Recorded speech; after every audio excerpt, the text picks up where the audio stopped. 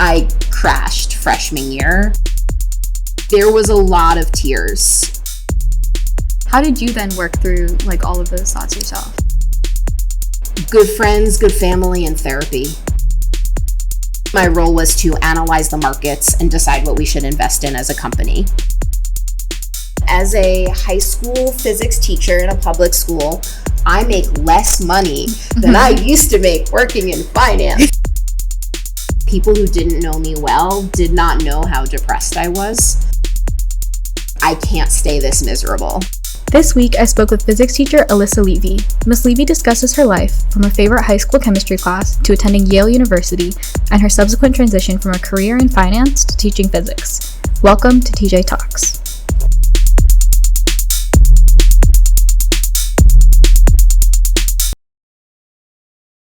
I'm Alyssa Levy. I teach physics here at TJ. Okay, so basically the purpose of this is to be like when we're all freshmen and sophomores, it's so helpful to like hear what other people do with their lives to then like kind of figure out what we want to do with our lives. And so this is going to be your story going from high school to college to then all the jobs that you did to becoming a physics teacher at TJ. Sounds good. So do you want to start by just explaining like what you wanted to do in high school when you were in high school? Oh, I had no idea. So when I was in 8th grade, I had the option of applying to the local magnet school, which was like TJ, but I lived in New Jersey. And I was like, why would I apply to a STEM high school? I hate science. That sounds dumb. I thought maybe I'd be a lawyer. If not a lawyer, maybe an architect or like maybe a teacher. But I didn't know.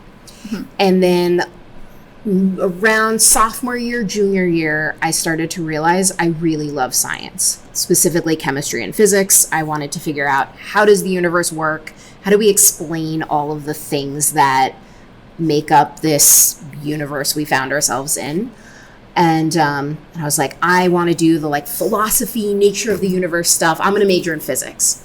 So I went to college, majored in physics, and got to senior year, and I was like, okay, so all my friends are going to get PhDs in physics, and I don't actually like physics research. I want to like physics. I really, really wanted to like doing research, and I just didn't.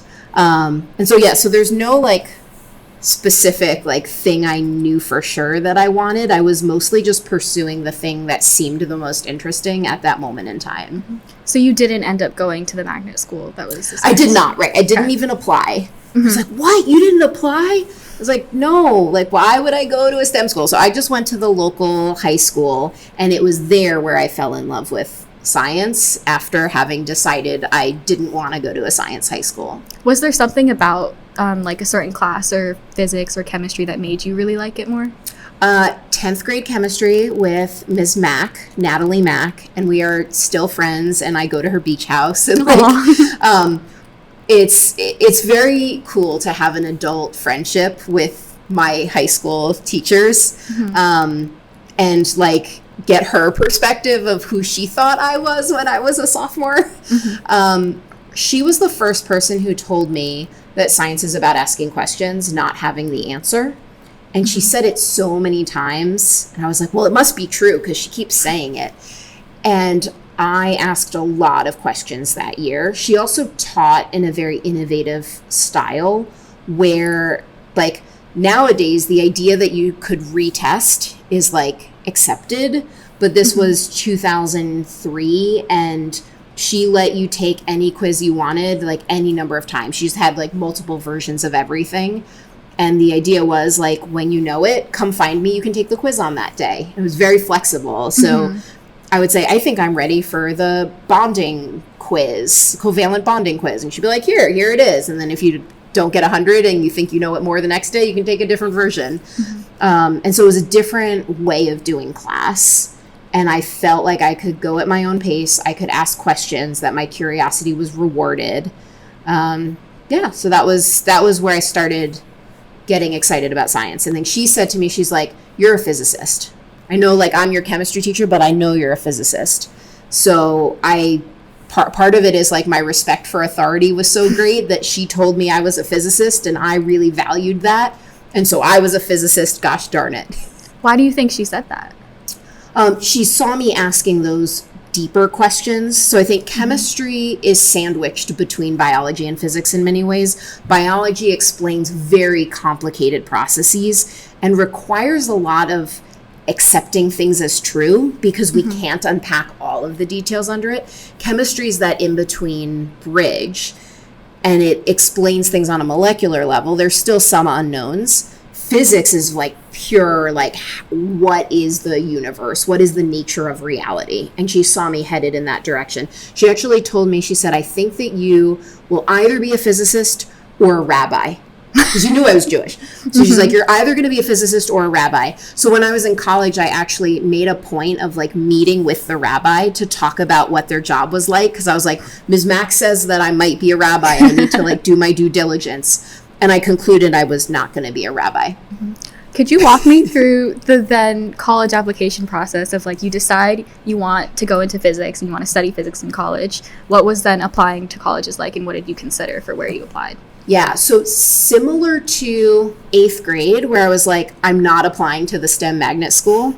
As a senior in high school, I was like, I am not applying to the STEM colleges.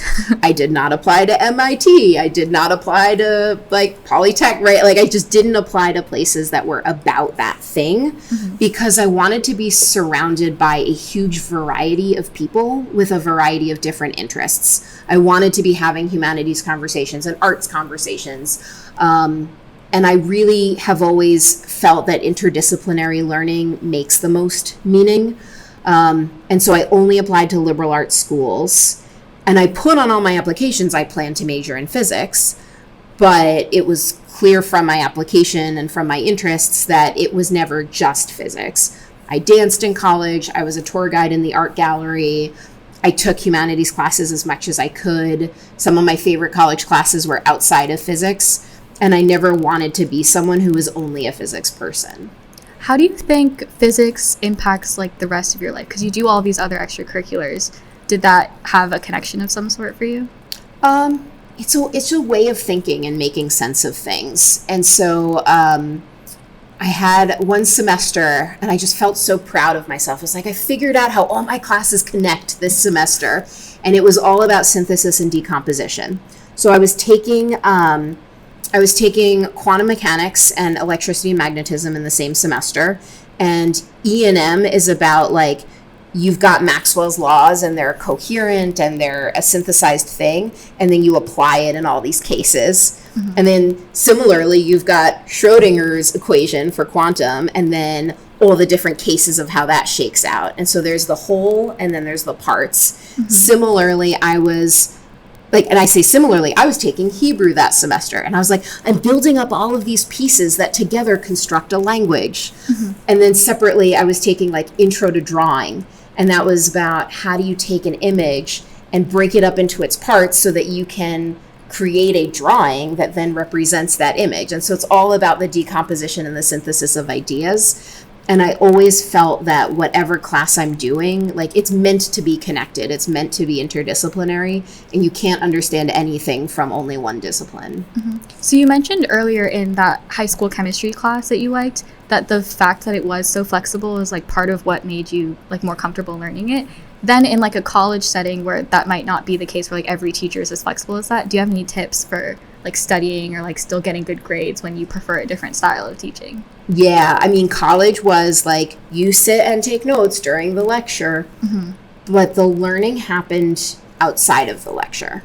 And so in college, like you have to go to class. If you do not go to class and take notes, you will be behind from the beginning. Like don't be behind from the beginning. But after class, every course is structured with sections. Where there's a graduate student teaching assistant whose job is to sit there and help you. Go to those, even if they are optional. And I always went to the teaching assistant office hours. I always went to the professor's office hours. Sometimes I had questions like, I have no idea what question number 2 is asking, help.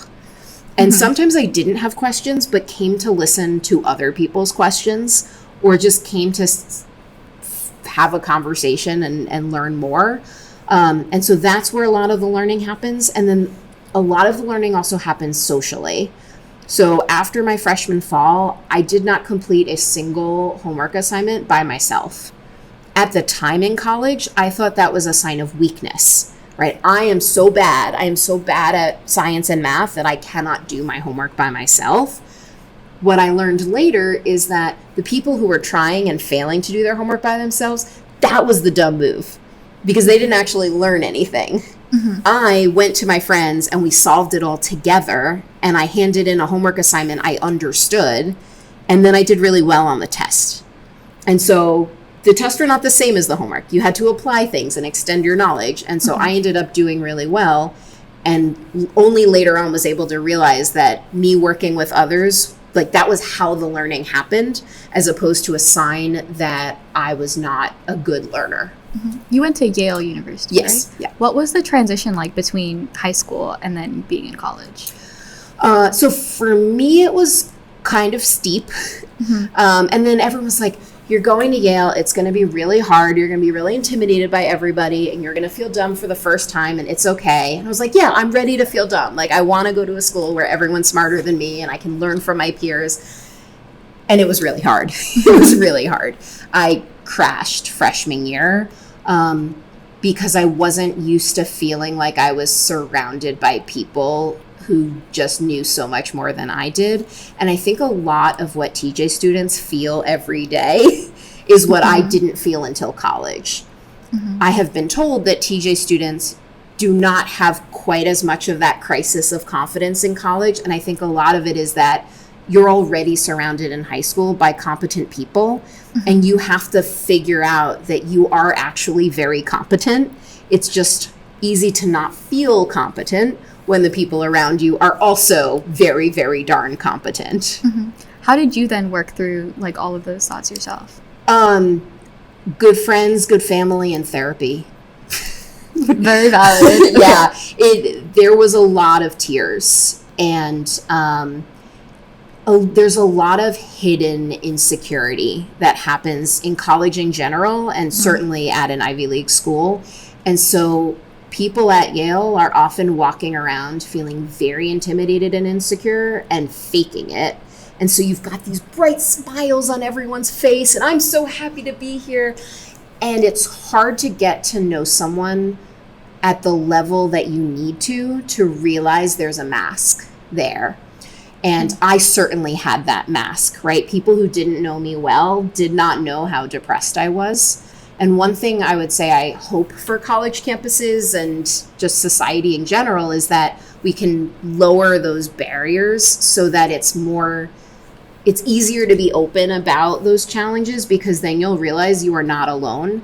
And once you realize you're not alone, like, that makes the issue a lot less of a, it's just easier to deal with.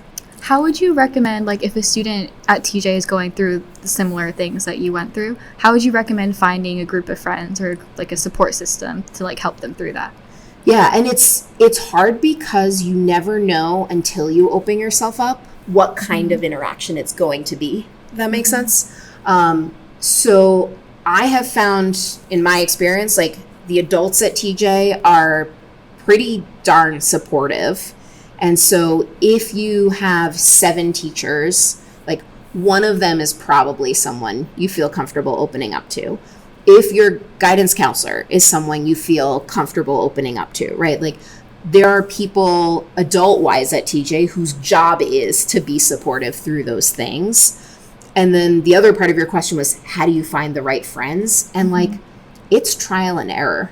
So I think it is I am lucky to be someone who opens up very easily. Like, people open up different amounts.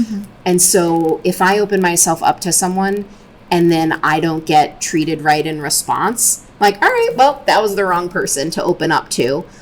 But that requires an ego risk. And if you're in a vulnerable state, you don't want to be honest with a peer who then might shoot you down. Yeah. And so that takes risk. And even when I was at Yale, like, there were people who are now my best friends whom I hid my insecurities and depression from because I didn't trust it yet. And it, maybe sophomore year at Yale, like, I started to share more, and they're like, what? That's how you felt last year? Like, dude, I could have told you you weren't alone. Like, I could have baked you cookies. Like, I'm sorry I didn't know that. And so some of it is like, it takes time to have the courage to open up, and you can't open up until you're willing to take that risk. Mm-hmm. Did you know what you wanted to do as like a job by the time you got to like junior, senior year of college? I still don't know.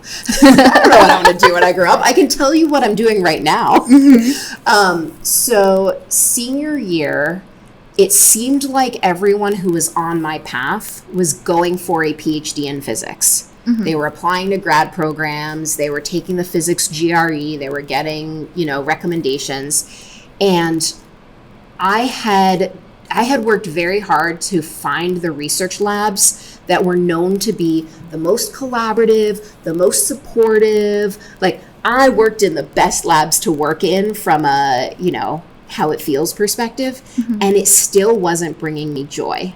I was like, I can't go get a PhD in physics if I haven't found joy in a research lab experience in the 4 years where I've been in multiple labs. Like, I at least need to do something else for a year or two.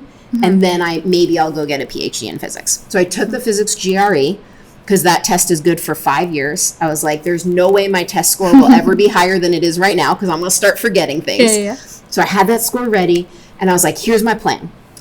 I'm going to do something I've never done before.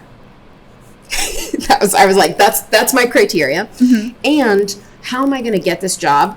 Well, I'm going to interview with anyone who's willing to come on campus to interview. This is pre-Zoom. So interviews were all in person. I was like, I'm not traveling. If they come on campus, I will interview for their job. Mm-hmm. And if no one hires me who comes on campus to interview, then I will come up with a plan B. Okay. Plan A worked. Mm-hmm. I ended up going into finance. And part of the reason I picked finance as a field is I graduated 2009.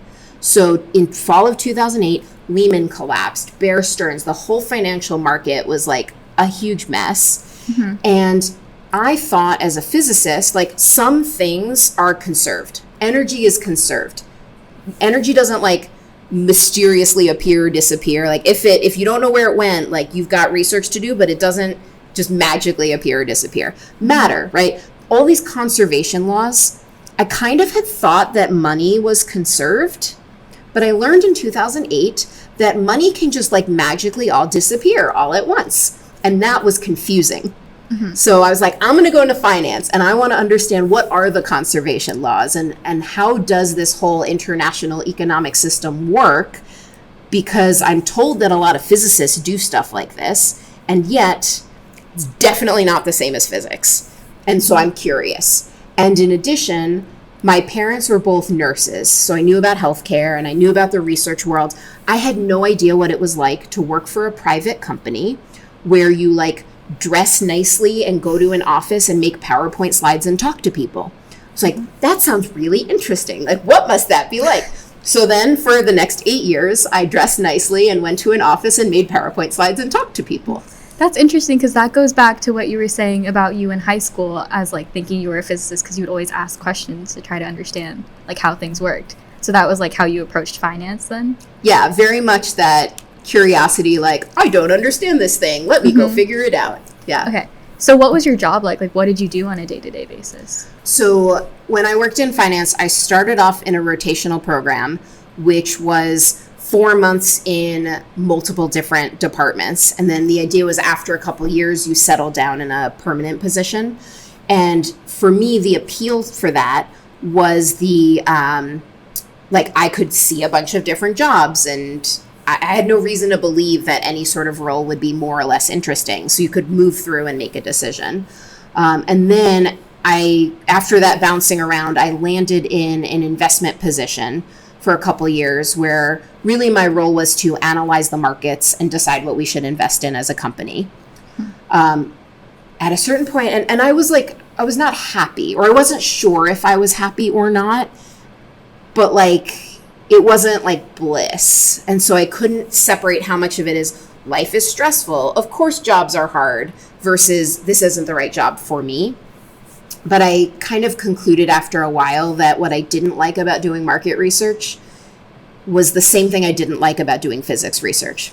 I didn't know exactly what it was, but like, I don't like doing research was kind of the theme. I really liked helping other people with their projects. So I would love if I could just spend my day bouncing around between colleagues, helping them get unstuck. And I wanted to know the answer when they were done with their projects, but I didn't want to do the work that was in front of me. And for a while, I thought that just meant I was lazy. And then I learned that no, it meant I was a manager. So it is actually a skill set to be a manager. And the idea of like, it is your job to unlock other people's potential. Like, it is your job to remove roadblocks, get people working well together, make sure that the insights and discoveries others are making are happening as efficiently and effectively as possible. Like that, I was like, oh, that's a job, and that doesn't mean I'm lazy. And they're like, no, like that's a real job. And I did project management for the next 6 years. So it became my role to visualize months or years of a project, make a plan, figure out who needs to be involved, what needs to happen, report up to executives on how it's going, like run around and figure out where the roadblocks are and how to get things unblocked. And it just like this constant running around, putting out fires was the next 6 years. And I enjoyed being a project manager a lot. Do you think your experience in physics like affected how you worked as a manager at all? It's a good question. Not in like obvious ways. When you learn physics, and really when you learn any discipline as an undergraduate, you're learning a content domain. And you're not learning how to operate with people. Project management is all about the people and how to help people work together. And I think one thing that my undergrad experience did not prepare me well for was a recognition of how important the people piece is. The cognitive content elements, right? Like calculus and statistics and logic, and like I came into my finance career like I can do statistics and I can do logic, and like that's what you care about. And my bosses were like, no, that's not. Like, we care about, can you talk to people, and can you forge relationships, and can you cut through issues, and can you figure out what's actually happening in this room? And it took me a long time to realize that that stuff matters as much as, if not more than, what I had learned as a student of physics. From like a financial perspective, because like especially in this economy, like that's what students are thinking about, and just like how much job pays and certain things. So how did that impact any of your decisions when it came to your jobs or like choosing certain positions over others? Yeah, so no one will be surprised to learn that as a high school physics teacher in a public school, I make less money than I used to make working in finance. I knew when I graduated college that I didn't know what I wanted to do with my life. And it was very important to me to be able to be flexible with my future career choices. And so I made a commitment to myself that I would live as if I were making a public sector nonprofit salary. So I was like, I might be making a finance salary, but I'm not going to live that way. I'm going to take all the money that I wouldn't see if I were in a different job, and it's going straight into savings. Okay. And so if all my finance friends are going on vacation together or going to rent this super expensive apartment or whatever, like I need to look at my life as if I'm making a lot less money before I decide whether to join them. And so I lived that way during my time in finance. And when it came time to change careers, people were like, how are you going to be a teacher? Like, you must be accustomed to a certain lifestyle. And the answer was no. Like, I can live on a teacher salary because I've created a life that is consistent with a teacher salary. When did that time of wanting to become a teacher come? So I had been in finance 8 years before I switched. And like, I'll be honest, I'll be real, like, you need to have a forcing mechanism to walk away from that money and into something lower paying. And so like I had to get depressed enough for me to be like, I can't stay this miserable, right? Like you need to get miserable enough to walk away. But the question was, why was I miserable? Because if the reason I was miserable wasn't going to get fixed by switching careers, well, then that would be dumb. And I did say to everybody as I left my company, I was like, if it turns out I made a big mistake and teaching was wrong, I will come back to you in 6 months with my tail between my legs, asking for my job back. Yeah.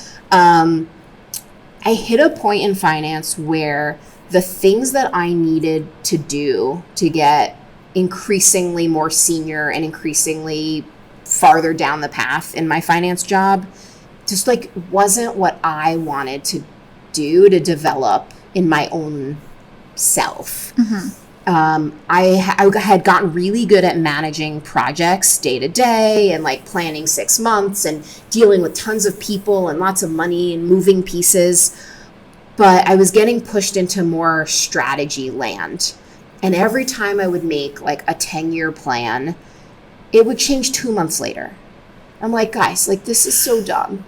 Or I would propose an idea and the executives would say it was a really bad idea.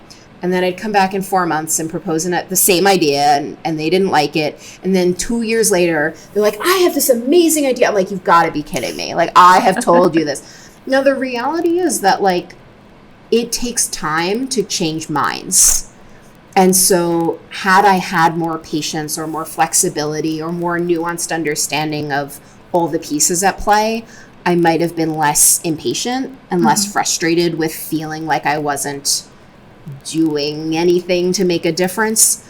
But the reality is I felt like I wasn't doing anything to make a difference. And I did question, is this like, I'm a millennial, right? I'm like, am I an entitled millennial? And someone in the generation above me would have had the patience to stick with it and not quit. And I was like, hey, maybe I'm giving up too soon and maybe I should have more patience and stick with it. But like, I'm unhappy. I have to do something different. What led you to wanting to be a teacher then? I always thought I'd be a teacher someday. So it was always in the back of my mind. I was like the biggest cousin of all my cousins, and I was the teacher when we played school, and I loved explaining things, and I loved being a tutor, and so like no one was surprised. I was like, I'm going to go be a high school teacher. They're like, yeah, that makes sense. So I was sitting on the New York City subway, and the New York City Teaching Fellows program, it's a program to get career changers into teaching, and it said, do you remember that one teacher who made a difference in your life? Don't you want to be that person? And I was like, yes, I want to be that person. So I applied and they accepted me. By then I had decided that that's like, I want to be a teacher. And so had they not accepted me, I would have had to go back to school full time. But because they accepted me, it let me start teaching in a classroom right away while I got my degree. So what school was that? Was that in New York? It was in New York. So I went to Pace University through the New York City Teaching Fellows program. And then what was it like transitioning to being a teacher? It was fun. I enjoyed it. It was obviously challenging. Like everybody's first year as a teacher is hard. One thing was I had a fantastic co-teacher. And so in the first school I was in, most classes I taught were integrated special ed. So about a third of the students had IEPs and were entitled to a second teacher in the classroom with a special ed specialization. So we were 2 teachers in a classroom. She had not taken physics, like didn't know physics. And I was a brand new teacher who did know physics. And we did all our lesson planning together. And she like helped me become a great teacher. And I miss her. So yeah, I learned a lot. The students were lovely. And it was, I haven't looked back. How long were you teaching in New York before you decided to come to Virginia? 6 years. So I taught in my first school for 5 years, and then I was in a school for 1 year. And then my husband got a job in DC. And I had said to him, now that I am a high school physics teacher, he's a lawyer. So I was like, wherever you get the job you want, we will move there because I guarantee you they're going to need high school physics teachers wherever it is that we go.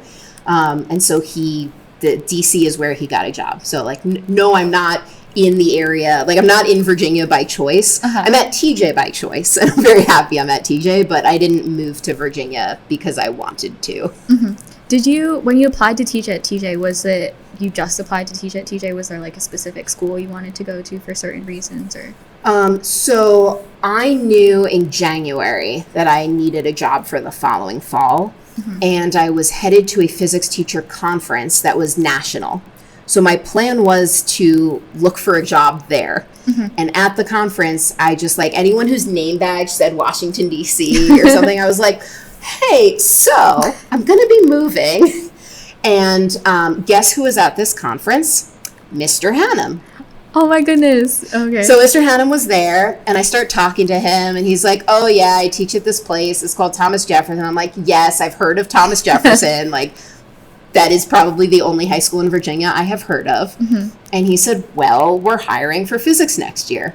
I said, well, I'm going to apply and we'll see what happens. So I interviewed in February, which is pretty early for teacher interviews. My plan was, if TJ worked out, then I was done. And if TJ didn't work out, then I would apply to other places.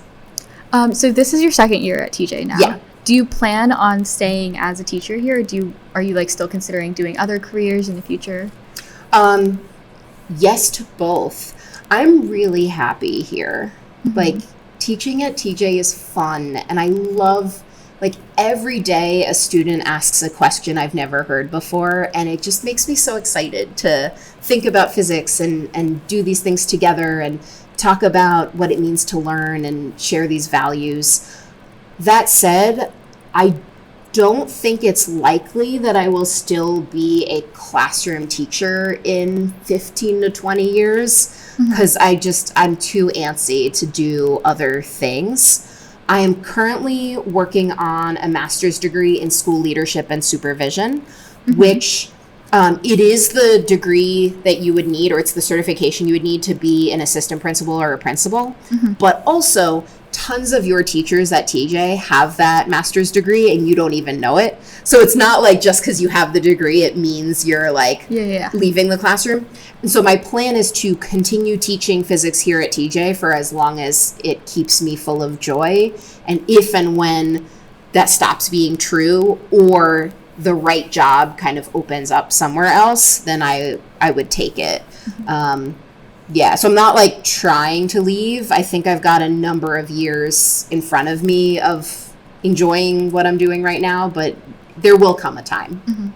What's your like one main piece of advice to someone who's going into college and like starting to think about what they're going to do afterwards, and like all like the job market and all that stuff?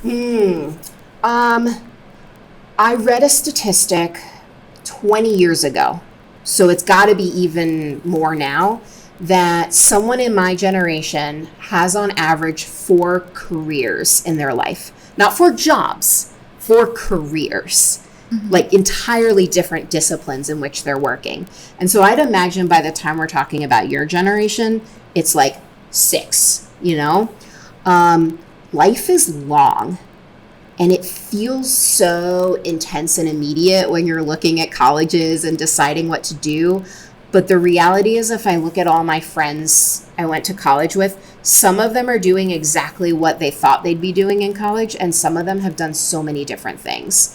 So what I would say is, like, just keep asking questions and keep keeping your mind open and keep taking opportunities to learn more about different things.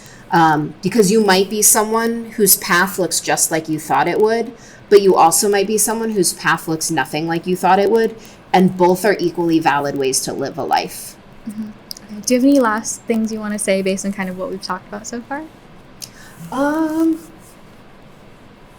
don't know. Now I feel like it has to be profound. I don't know. Like, just like, be chill. Like, it's so hard at TJ where everything is so stressful, and there's just so much more to life than it seems like there is when you're in these walls. All right. Thank you so much for your time. I appreciate it. Thank you so much, Grace. And that wraps up our episode with Miss Levy. Tune in next week to hear everything you need to know to survive all levels of TJ chemistry. Thanks for listening. From tjTALKS, this is Grace Sharma. See you next time.